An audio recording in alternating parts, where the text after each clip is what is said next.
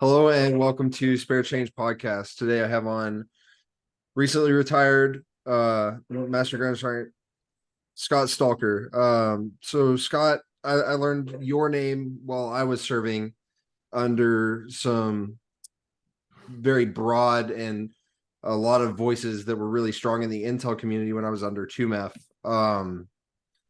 I'm not sure how everybody else has met you, if they know you and they're listening, but for anyone who doesn't know a little bit about you, your experiences in the military, and kind of what path you're on now. Yeah. So Dawson, thanks for having me. I think within the intelligence community and the Marine Corps, I'm probably well known because I'm the dinosaur. I've been doing this and have done this for over 31 years. And so when you stick around for a long time, people know you. Some are trying to push you off the cliff to get you out so they can move up. But that's probably why I'm well known in the Marine Corps. I have been in many assignments. My first one was at Marine Medium Helicopter Squadron 365, now VMM, where we found ourselves a few months into my time in the Marine Corps in Mogadishu, Somalia. I've served in 1st Battalion, 7th Marine, 7th Marine Regiment, multiple deployments to Iraq. And then later, as I matured in the ranks and picked up Master Gunnery Sergeant in 2010, I served at Marine Corps Forces Special Operations Command, Marine Corps Forces Cyber Command, the Defense Intelligence Agency, National Security Agency, Cyber Command, and then my last assignment in the United States Space Command. And so I had a lot, anything from 1-7 and 29 Palms to literally Space Command and everything in between. But it gave me a lot of opportunities to engage with Marines. And so if anyone knows me, it's probably due to many of those assignments. Awesome. And again, I cannot stress enough how much patience and like effort it truly takes to go that far in a military career, let alone the Marine Corps. I know I did 5 years personally, and just the experiences that I went through, I know it takes its toll and you have to learn some hard lessons growing up in the military, especially. I know a lot of the folks that I was around, enlisted folks, had to pretty much come into a new environment for the first time and just pick up where everybody else was already at a running pace. So Yeah, I think definitely challenging. Dawson, I think the key to that, and I apologize for the interruption there.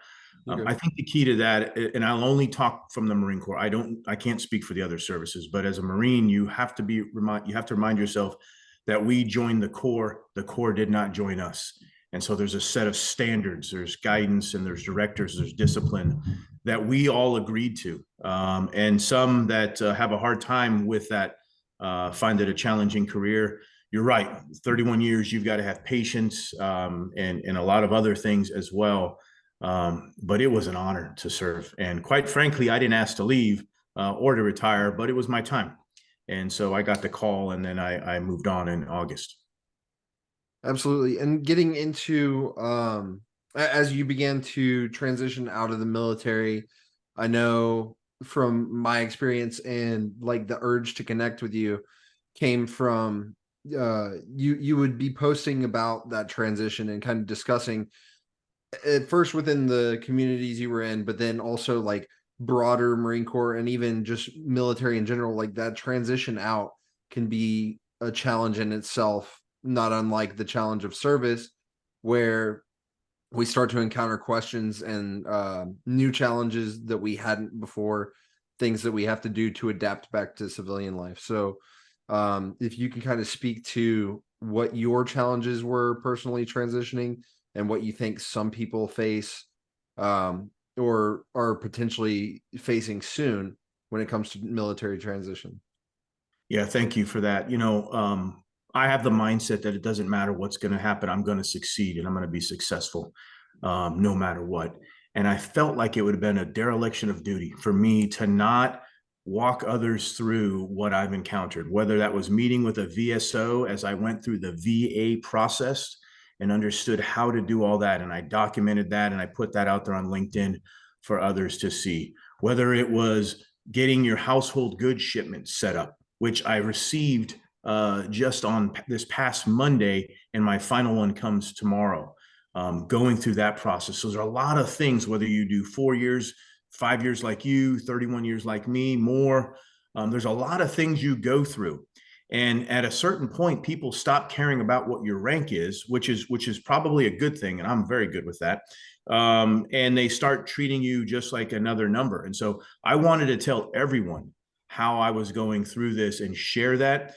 And sometimes I would share something, it didn't relate to some folks, but it related to others. And so I just thought, wow, it's kind of a duty of mine to always help others, to lean as I'm succeeded in life, to look back and reach out and pull others up with me. And there's a lot of things you go through as you transition. Some of it is challenging because you lose that tribe you were with, right? You were in 2MEF when you finished up your time. A lot of Marines there, a lot of love there, a lot of great Marines. But the moment you leave, new Marines are coming in quickly and turnover happens. And the next thing you know, they don't know who Dawson is. They don't know who Scott Stalker is. And so you have to deal with that as well. And so how do you stay connected to your tribe? A lot of those things. And I just thought, LinkedIn was a great platform to talk about that. And it also allowed me to talk about how I was finding opportunities for employment. I started my own business, but I also do some consulting and some other work and volunteer work as well. One is with the Wounded Warrior Project. And so I walked folks through how I did that and shared how they can do that as well if they wanted to. So absolutely. And I actually enjoy doing that too, because I get a lot of feedback from folks. I get feedback from flag and general officers saying, hey, what do you think about this? How can you help me out? And just like any service member, I don't care what your rank is, I'm going to help. Yeah, and I love that, talking about not only just like peer-to-peer or a supervisory role, but also like going above and beyond, and just any rank, any person who is seeking that advice, seeking that guidance, you're there for. It kind of plays into a common theme that I've talked with a lot of my guests about, which is expanding upon the hierarchy of need when we look at like what people really need to get through life versus there's an adapted model where the pyramid's flipped on its head, and now the people who have satisfied their needs are able to not only reach down and support, but also receive new information from those who are still going through processes they've already gone through. So it also plays into the Marine Corps a lot, where we talk about being always a mentor and a resource, but also always being kind of studious and trying to learn and adapt to new situations as a group. Like what can I learn from people who aren't my peers necessarily? Let's say there's someone who works under me, but they're so caught up with this thing that I have no knowledge on. And it can be truly helpful to keep an open mind and learn from everyone that has knowledge around you. Yeah, I mean, I've got a fair amount of knowledge about some things, but I don't have all the knowledge about everything. And so, if someone wanted to know about fixing an old engine, I'm not your guy. I'm not your guy. There are a lot of guys and gals out there that can do that, and I would reach out and engage with them. If you want to know about space, if you want to know about cyber, if you want to know about the future of the operating environment, military history, leadership, professional speaking, those types of things, I probably am your guy. Or one of your guys. And so I think it's relying on those strengths, being humble enough to say, maybe it's the Lance Corporal that has the information, maybe it's the lieutenant, it might be the sergeant major, who knows? But the beautiful thing about being retired now is I am no longer Master Gunnery Sergeant Stalker. I leased that rank. The Marine Corps loaned it to me for a set of time. I leased the opportunity to be a command senior enlisted leader, and that gave me front of the line for certain things. I had teams that helped me out. People built my calendar and all that. That was great. And it served a purpose for the time. But now I'm on the other side, and I'm very comfortable being Scott. And regardless of rank, I want to help others out, to include civilians who have a lot of questions on those things that I have expertise in, whether that's cybersecurity, cyberspace in general, intelligence operations, you name it. It really goes both ways. The common theme here is how do we help others? And I found that the more you seek to help others instead of try to find opportunities for yourself, the more opportunities you're actually going to get, because you're going to develop a professional reputation. People are going to know about your character, and they're going to say, wow, I really would like to be a part of Scott Stalker. I'd really like to get him on the team, or ask for his advice or whatever. And it leads to a lot of things. This opportunity with the Wounded Warrior Project. I'm also on the board for the Marine Raider Foundation. Never in a million years would I have thought out that I would have had those opportunities. But over time, I develop a professional reputation. This guy knows that guy who knows this guy. They reach out to me, and you have an opportunity. It all comes from a passion and a desire to help our Marines out, our service members, and whoever asks for it. And you just spoke to yet another, like, this is huge, especially when it comes to transitioning military and folks who are looking to branch out, maybe potentially a career change as they transition. Networking is one of the most powerful things that we have at our disposal, especially as, Marines. If you're talking to, your active duty, you're talking to the S1 shop, the S3 shop, to kind of make some connections there and learn things outside of your MOS, outside of your responsibilities. Or we're talking as a civilian now, you're looking to, who are my mentors? Who do they know? How do I expand my network and connect to people that are going to be able to expose me to some new experiences and allow me to gain knowledge and skill sets that I didn't have before, potentially. And I think that's incredibly important to veterans who are looking for opportunities as they leave the service, no matter what branch. Yeah. I don't know who first said this, but I know who first told it to me, and that was retired Sergeant Major Robin Fortner, excuse me. And she said, Scott, your network is your net worth. And what she meant by that is, if you are a infantry Marine, if you will, and all you know are those individuals in your squad, that's likely where your net worth is, if you will. Conversely, if you reach out and you learn, you grow that network, and folks in other fields and other areas, with the idea of connecting and adding value, you're going to quickly see how much this grows and how large the opportunities become. And so I grabbed onto that saying that Robin told me, and really tried to expand my network. And here's an interesting story. So I've got my master's in cybersecurity, and I served in those positions. So I understand the domain pretty well. Not as well as others, but pretty well. And I had a phone call one day from a very well-known automotive company. All right, I won't give the name out. Great company, great people. And they said, hey, we'd like to talk to you. I said, okay. And I thought to myself, again, going back to that previous thought, I'm not the guy who's going to fix your car. I don't know much about vehicles. I can change a tire. I can do the basics. But I'm not that guy. Just didn't grow up doing that. So I thought to myself, this is going to be a complete waste of time. But I'm going to take the call. And I took the call, and a very senior person on the other end said, Scott, we'd like for you to be the director of cybersecurity for this company. Came with a very large paycheck, came with an awful lot of opportunities and a lot of things, many things I never would have thought was possible. All became possible because of that network I had grown. Now, I had to turn it down because of some other things. But more importantly than I turned it down was that I turned it over to others. And I said, wow, I know a few people that would be interested in this and well qualified.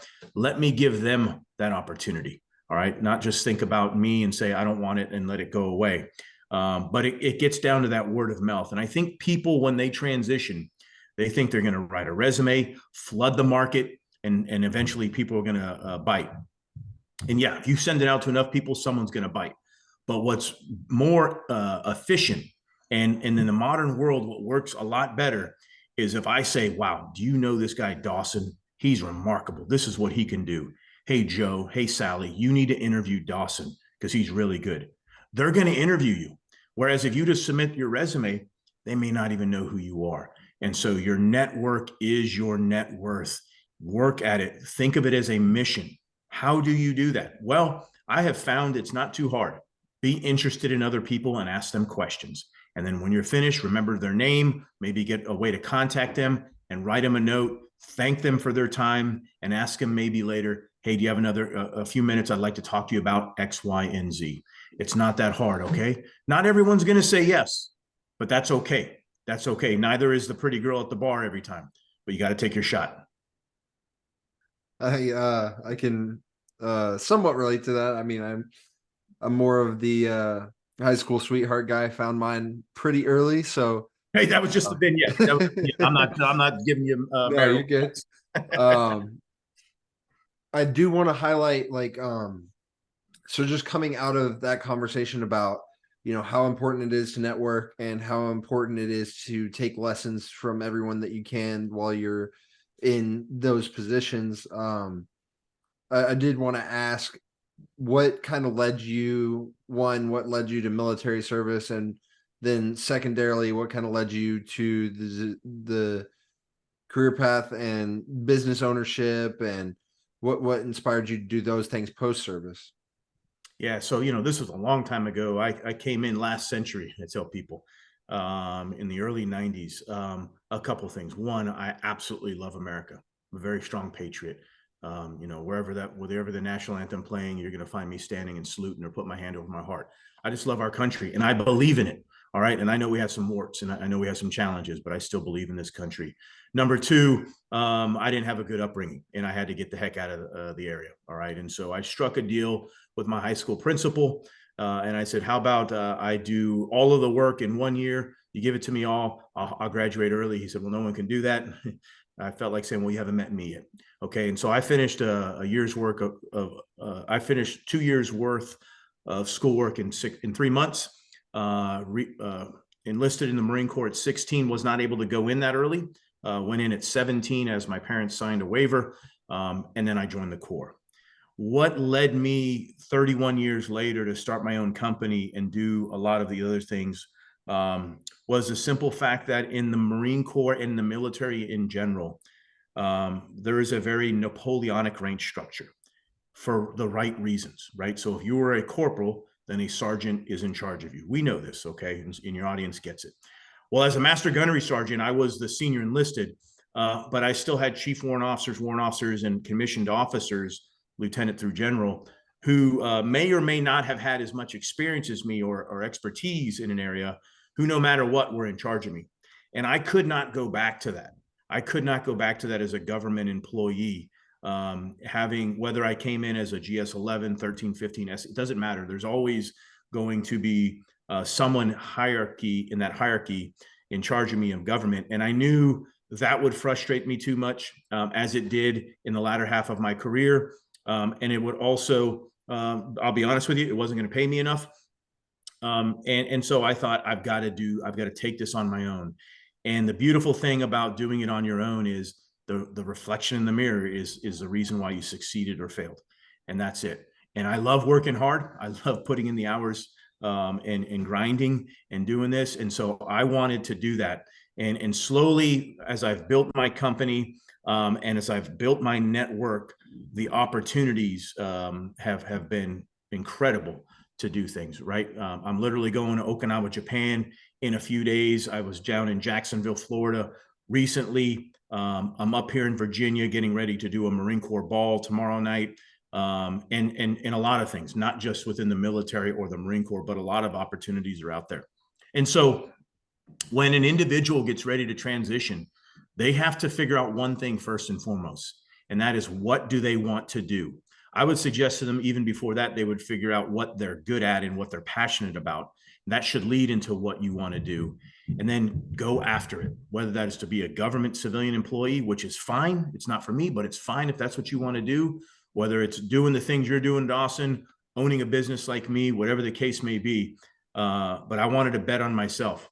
And I'll tell you how much I bet on myself is when I retired on the 7th of August of this year, 2023, the next morning I put my 3 children, my dog, and my wife in the minivan, and I had no place to go. I didn't have a house paid for yet. I didn't have anything, but I knew I was going to be okay. And we went up to Yellowstone, Montana. We had a good time. We went over to Mount Rushmore, and we took some more time to go see family and friends. And then eventually things started falling into place because I trust and believed in myself to get it done. And so I think you just have to have a strong stomach, strong will, strong work ethic, and everything like that, and set all of that into motion well before you do retire or get out, and then it can work for you. But that's kind of the story on why I did that. I haven't achieved all my goals yet, and some of them require many, many years and a lot of other things. But I think because I'm going to put in the work, I'll get there. And just you speaking so honestly and like open about the challenges you've come across, and even in your own transition, the mentality you came into it with, the confidence and willingness to challenge yourself, those things are incredibly important to share, because I think it will give other people that same confidence, at least to some degree. um I do want to tackle I know a lot of the posting that interested me in having that phone call with you. The audience doesn't know, but last year we kind of sat on the phone for roughly an hour or so. You were still actively dealing with your own career in the military and working your transition. And this was much earlier in the stage where you didn't maybe necessarily have everything set up, but you were approaching it with confidence and planning as much as you could in as much advance as you could. Yeah. But I want to tackle some of the discussions we had then and kind of relate to now where we are. Um, I know specifically there was a lot of concern, especially coming out of COVID and, Russia's invasion of Ukraine, and what are the impacts that that's going to have on everybody's, day to day.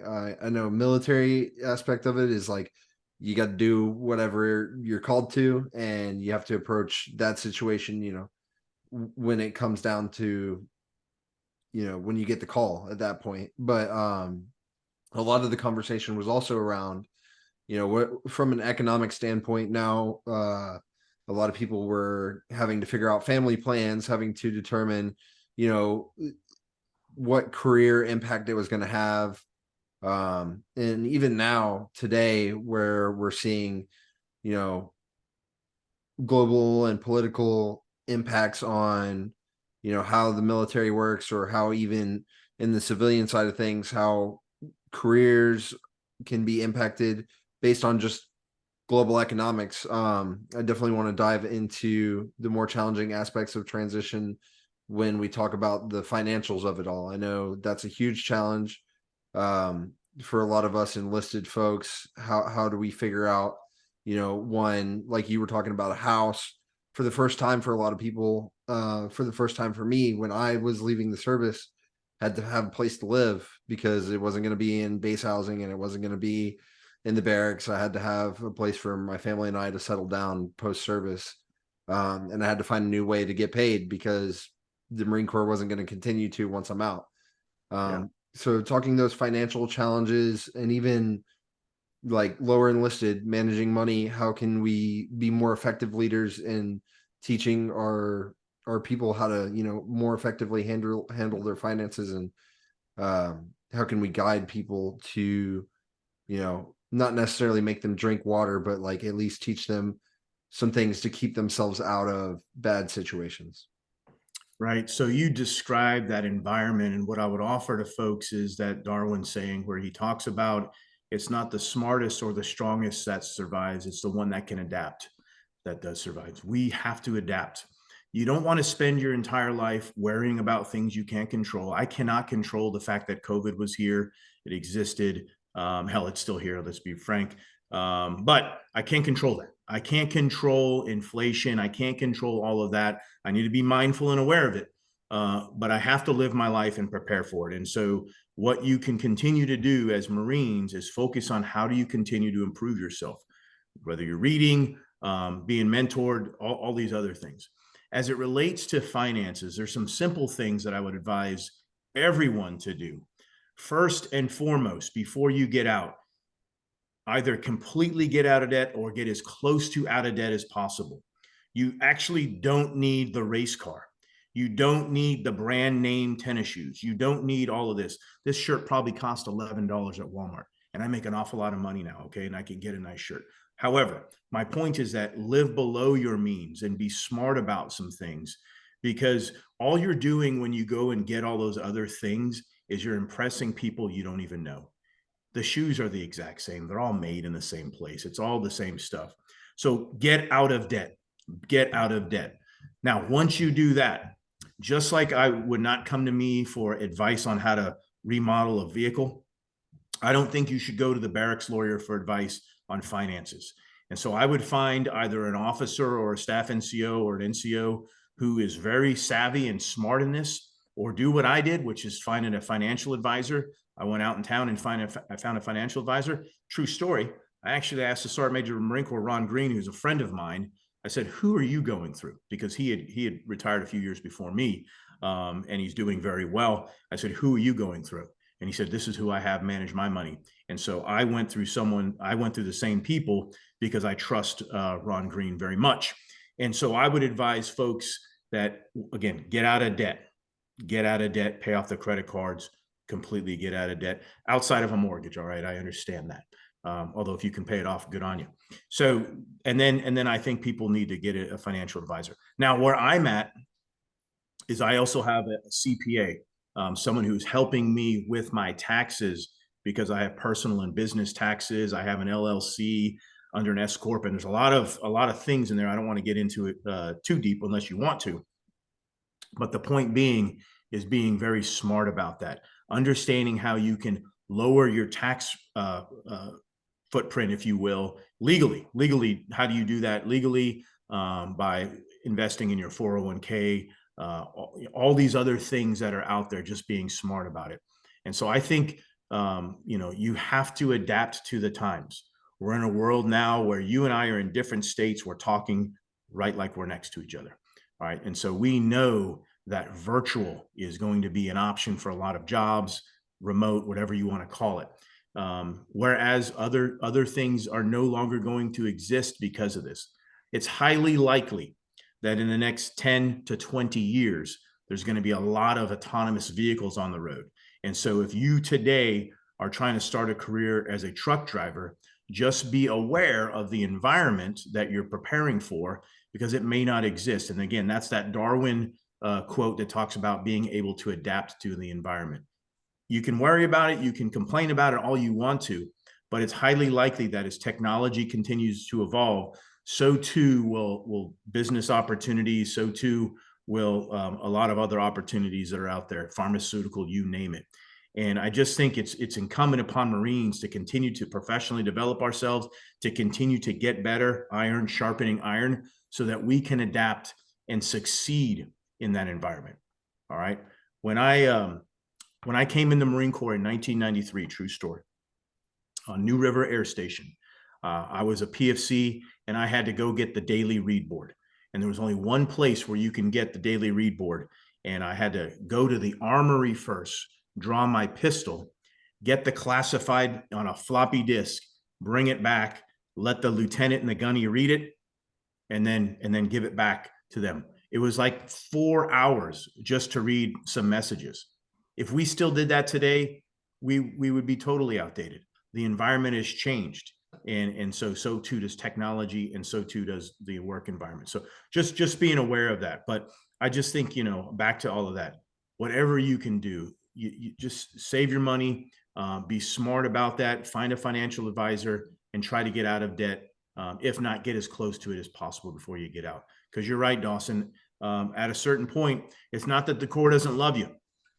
It still does. You will always be a Marine, but you're no longer going to get paid to be a Marine. And so you're going to find out one way or the other, because you're going to get really hungry and really cold, that you need a home, a place to rent, some chow, all those basics things, as you talked about the hierarchy of needs. And I think that's good to hear, especially coming from,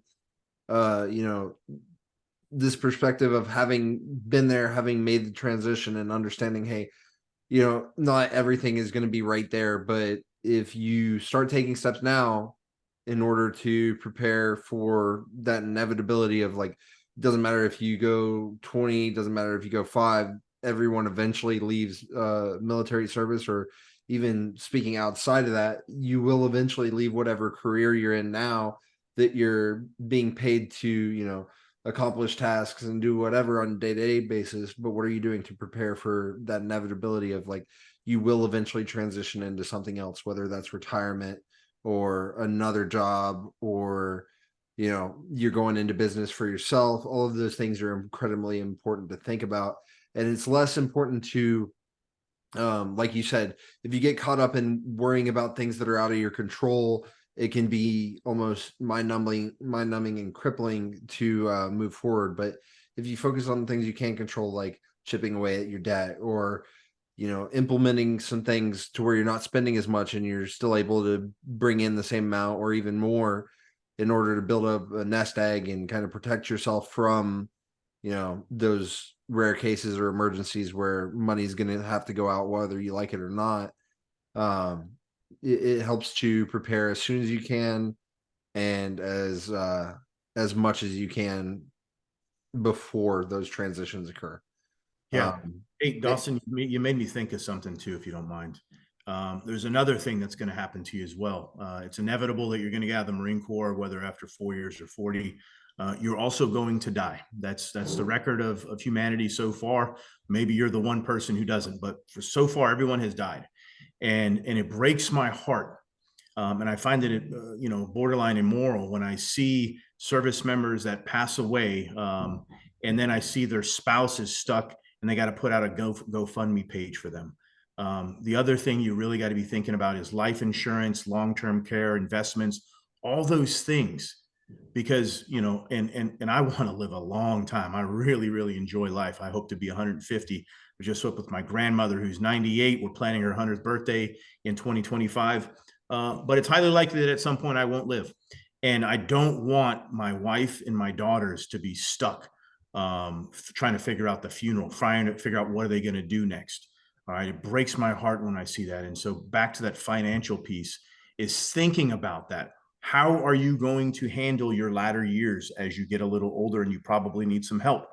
What are you going to do when you die? Is your family taken care of? And if they're not, now is the time to think about that and start making plans. I couldn't even say it better myself. And I know from personal experience, as I was getting ready to leave the Marine Corps and make my transition, about 5 months prior, or well, a little longer, but the last quarter of the last full year that I was in the military, I experienced both losing my dad and losing my mother-in-law. And the transition of trying to, make weekend trips down to Florida on like last minute notice to kind of coordinate how we were going to move property around and shift assets and determine what was going to be done with the bodies and all of this. Like, it can be just so paralyzing to have to take on all of that responsibility at once. I know for my wife and her siblings, it was like very much a coordinated effort because there's five of them and they have to figure out, like what's the next step. They already kind of went through it with dad, but then now there's this new challenge because we weren't prepared to lose, mom so early. And for Yeah. me, kind of knew it was coming, but like as far as the planning and understanding, like how we were going to handle things, most of that got dealt with by other family members. But if it does come down to it and, you can plan ahead for it, do that, because then it won't be such a kind of like a shockwave of responsibility from one person to the next on how we're going to handle this now that, so and so's gone. Like, what are we going to do, and worrying about those money questions again, especially in the military when we have to talk about like how do I protect assets if I'm to go somewhere and not be able to come back. How's my family going to survive without me, XYZ? And I know there's some programs and plans in place for military members. I'll do my best to provide those resources in the description below and like kind of provide Good. links and information. But there's so much that we can do to prepare for, you know, we'll blanket it with estate planning and say, if there's something of value to be left behind, you have to do it the right way so that your family's not, kind of coordinating efforts once you're not even able to help them anymore. Like that can be very difficult. And I What you know, don't want to do is mix the burden of those emotions with a bill as well. I mean, you're putting that on them. There's nothing you can do to avoid the emotions of loss. It's just heartbreaking when you lose a loved one, and that's going to take some time to grieve. But imagine losing a loved one and then getting a bill for $50,000 or whatever the case may be as well. Again, I think it's immoral to do that to them. And I think we all have to think through that. It's a hard conversation. My wife doesn't like to have this conversation. I tell her, hey, we got to do this because God forbid, and she's a little younger than I am, but there's a small chance she passes before me. We got to be prepared for that. God forbid something happens to our children. And certainly I want to be prepared if something happens to me so that they are okay. And man, I just urge everyone to start thinking about that. Now, if you are the single guy living in the barracks today, you probably don't need $500,000 in life insurance unless you have a unique situation. And so again, having that talk with your financial planner will allow you to have a smart plan that's out there. But I think everyone needs a little bit. I couldn't agree more. There's got to be at least some way to kind of navigate that, especially, like you said, you're already dealing with emotions and things are running through your mind on how you're going to make that next step. But like it can be even more complicated if there's bills attached to it. Right. I'm super appreciative that you brought up that topic because it definitely is one of the things that's top of mind for a lot of military members. Especially because we have to figure it out in like boot camp while we're trying to huff Germex to stay awake. We're like, okay, who's my beneficiary? Mom or dad, somebody, and then they just sign it and ship it off to somebody who takes care of it on the back end on the admin side.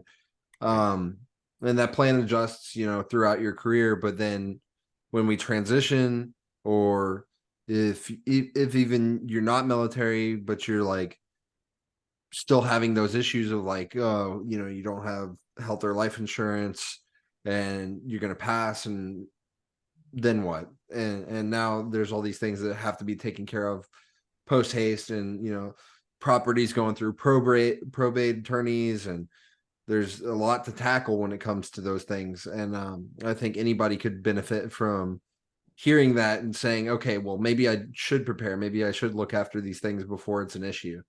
Yep. So I appreciate that conversation, and I'm glad you brought that up. Yeah, absolutely. Talking more about kind of that business ownership side of things. I know you briefly went over it, but for those aspiring to run a business, and a lot of veterans do, a lot of people in the military community aspire to own a business or operate a franchise, XYZ. What is some advice or some lessons that you've learned through that journey, as far as like the initial planning and then day-to-day operations? Like what are some things you've learned business ownership wise? Yeah, so there's some programs out there, but Boots to Books is one of them I would commend to folks to consider, and they'll walk you through a little bit. The path I took was I wanted to start an LLC, a limited liability corporation, all right? And that basically is exactly what it sounds like. So for example, if you hire me for a service and for some reason I punt it, you sue the company, you don't sue me. And that allows me to not personally go broke, if you will.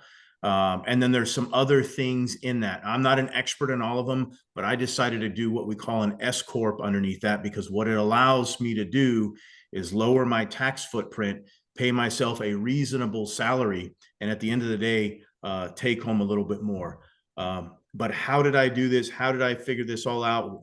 How did I do this? Well, I ended up taking a consulting job with an individual, and just a remarkable first-class gentleman. And he hired me for about 10 hours a week, and I'm doing some things for him.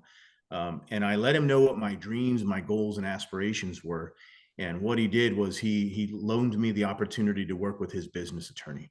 And so with this business attorney, a gentleman named Matt Joyner, who you could find on YouTube, who has a lot of videos out there, who talks about LLCs and other things out there. Matt Joyner helped me put my LLC together, to register it initially in Virginia, then in North Carolina, as we found out where we were going to live. He helped me with a lot of that so that I'm legal and official now. The last thing I'm waiting on is to get my VA rating. And if it's at a certain percentage, then I can register my business as a service disabled veteran owned business, which gives me priority or close to priority for a lot of government contracts that are out there. And so now I'm going to take that. And as I go through the statement of needs for different companies or government corporations, if you will, and I see they're looking for things that I can provide, I'm going to bid on those opportunities and take advantage of the opportunity to do that. All right. So that's the plan that I have in place. Another area and how I found out a lot about this is as I transitioned, is I went through a program called ACP, American Corporate Partners. And I was assigned a mentor, happens to be a CEO of a company, a very successful individual. And he walked me through a lot of this and how I need to do this. All right. So starting an LLC is actually really easy in pretty much any state. There are some things you may want to read about to decide what state you want to register in. It doesn't necessarily have to be the state you reside, although there's usually a fee with that. But there's some pros and cons depending on where you physically reside. Starting an LLC is simple. And so I would commend to people, have that LLC so that if you want to hire me to mow your lawn or whatever, you're actually hiring my company. We come in and do that, and we being I right now, and we provide that service for you. And then there's other things. But what I didn't want to do first is focus on getting a perfect logo, getting a perfect website and everything. I wanted to focus on business and getting work so that I can bring in income. I will get to the logo, I will get to the website, I will get into all the symbolic things, but I wanted to focus on substance first and getting actual work going out there. And so that's the way I did that. There's other things you can do. So you don't even have to have an LLC, although I recommend it, but you can do what we call 1099 work. All right. And that could be simply, hey, Dawson, I see you got a side gig. I'm going to use an example here. I was driving down the road the other day and I saw this sign, brilliant. And they said, hey, we hang Christmas lights. Now imagine the market for that right now, right?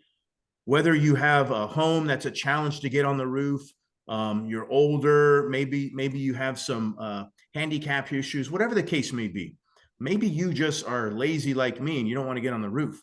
And so this group of people, I don't know who they are, found a way to identify a problem, and you can call them now and have them put the lights up on your house. That's kind of like a 1099. And so they will, if they're doing this legally, they'll put in the money they get, and then they'll pay taxes on that when it comes time. That's a 1099 for them. That's people finding a side hustle, if you will, looking at the market and being very, very smart about things, realizing they're probably going to make a good amount of money doing this up until the 25th of December.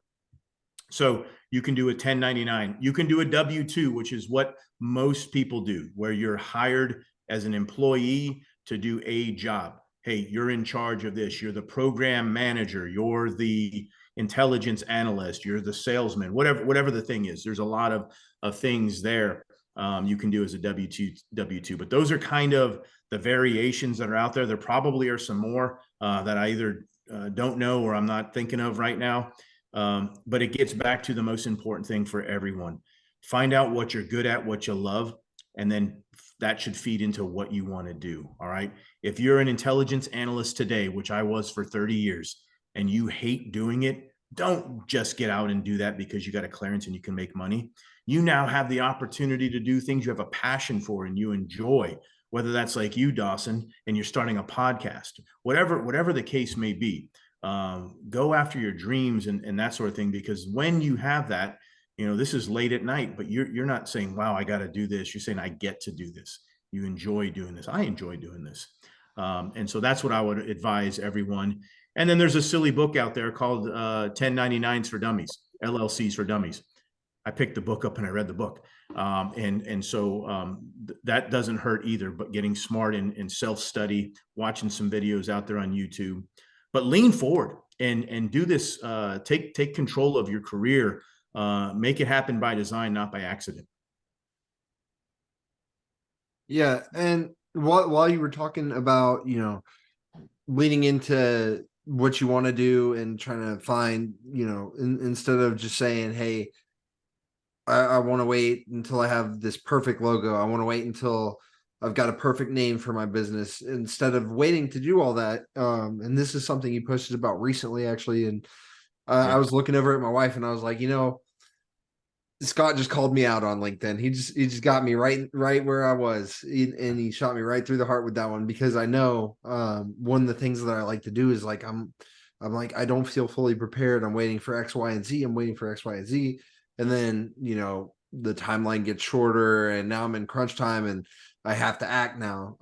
Versus you know have something in mind, but also start putting things into action, start applying yourself in what ways that you can, and drive towards something of substance so that you have like at least something going on until that perfection arrives, and that's something that you definitely I felt like I was being spoken to directly with No. that one, because you hit the nail on the head, and it's like, you don't have to be perfect initially, and it's something that I say a lot, but I should probably take my own advice on that. Well, here's Because another example, right? If you don't know where to invest your money today, and instead of waiting 10 years to figure out, even if you put it in at least the G fund, right? Which you're not going to get a great return on investment, at least you're doing something with it. Now, I don't advise you to do that. I advise you, there's some other things out there to put them in. You will get a greater rate of return, although you'll increase risk. But instead of waiting and letting inflation actually decrease the value of your money, at least you're doing something with it. And so that's good. If you felt that I was talking to you and speaking to you, I certainly wasn't going to call you out. But I think sometimes we all need that. We need that poke in the chest, and that reminder that you are good enough. You aren't perfect today, but you'll get there. And the videos I do, they're right in this room, right down here. I got a squat rack here. I just hold the phone and I make a video. One shot, one kill. I don't edit it. I don't do anything to it. It's me. It's authentic. You can hear me occasionally stumble over a word or two. That's okay, because I think people need authenticity in this world today, instead of here's your talking points and here's what the polls say you should say. We want honesty, and so I'm going to do it that way. I'll get better at these videos at some point. I'll learn how to edit. I'll learn how to put a bell and a whistle on there. But until I do, I'm not going to wait for the substance. I'm not going to wait for symbolism. I'm going to provide substance. I don't think that there's any way that you could have put it better, though. Like, especially when I saw that post, I was like, okay, you know, there's some things that I can do, that I speak about, that I can implement. I talk a lot about that, how no matter what stage you're in, you might see people being like crazy successful at something that you want to do. Just because you're not at that level, or just because you're kind of still working out the kinks yourself, doesn't mean that you don't have value to provide, doesn't mean that you can't achieve things that are within your goals. Like, you can always take that first step. You can always put momentum in and achieve something on your way to what you deem perfect, or what you deem your goals are. I would invite folks to read the recently released book on Elon Musk. He had no chance. This guy had a father who was very verbally abusive. He was physically abused growing up, and now this guy has more money than some nations. He is going to put people on Mars. He has, you name it, Tesla. I think in a few days we're going to have the Cybertruck out there. All of these things. This is a guy who the president of Russia threatened to shoot at one of his satellites out of the sky as he was providing Starlink to the Ukrainians. And he said, "Go ahead, I'll just put 50 more up." I mean, this is incredible what he has done. And I've been to some of the SpaceX buildings, and I've seen the rockets and everything, and they have failed multiple times, but they learned and succeeded instead of waiting for perfect. And I think that is a great vignette for all of us. You're not going to start today and have $50 billion. And I don't know that the goal needs to even be that outrageous. And I know it's not for me. But whatever your goals are, they are achievable, but it takes time, just like as we're talking finances, compound interest. It's actually really not hard to make $1 million. It takes a little bit of time. If you do it the right way, you can get there, and you know that. Absolutely. And just going back over all the topics that we've reached, like there are steps that you can take no matter what stage you're in. If you're active duty or you're in a job that you know you're gonna like eventually not have, you can take steps to prepare yourself for that transition. You know you're gonna die, you can take steps to prepare your family for those events. Or you know you want to start a business, you can take steps now to get ahead of those hurdles, you know, ease yourself into things by planning and taking action now before you're there. So I think that's a big trend that we've kind of hit here is don't plan to be perfect, plan to take steps and take action now so that you don't have to, you know, stress perfect the whole time on your way there. Um and all of the things that you've said just resonate with me, and I'm sure they're going to resonate with whatever audience is listening. And we'll both continue to talk about these things until we're blue in the face. But I definitely wanted to go ahead and say thank you for spending some time talking and going over some of the challenges you faced and talking about, you know, your experiences and what has gotten you to where you are today. Definitely want to give you the mic and let you speak to anywhere that people can find you, that people can learn more from what you're doing and how you are going to continue your journey. Yeah, Dawson, thank you very much. And as a fellow Marine, today's the 13th of November as we're recording this. And so we're 3 days past, but happy birthday to you. To our veterans that have served, happy Veterans Day again. We just had Veterans Day here. It's an honor to be a member of the tribe with all of you. How you can find me is I'm pretty easy to find, although I'm hard to corral, is I'm on LinkedIn. All right. So you look for Scott Stalker on LinkedIn and I'm there. If you think you're having a conversation with me on Twitter, Instagram, TikTok, or Facebook, you are not, because I'm not there. There's some fakes of me out there, and there's nothing much I can do about that. And I also recently launched my own YouTube channel, which I'm slowly putting out different videos as I think of things that I think would add value. So Dawson, thank you for having me. Really an honor. I look forward to seeing this out there and for both of us to continue to share our wisdom and to help others as best we can. All right. Semper Fidelis. Absolutely. I appreciate it. And you have a good one. Thank you.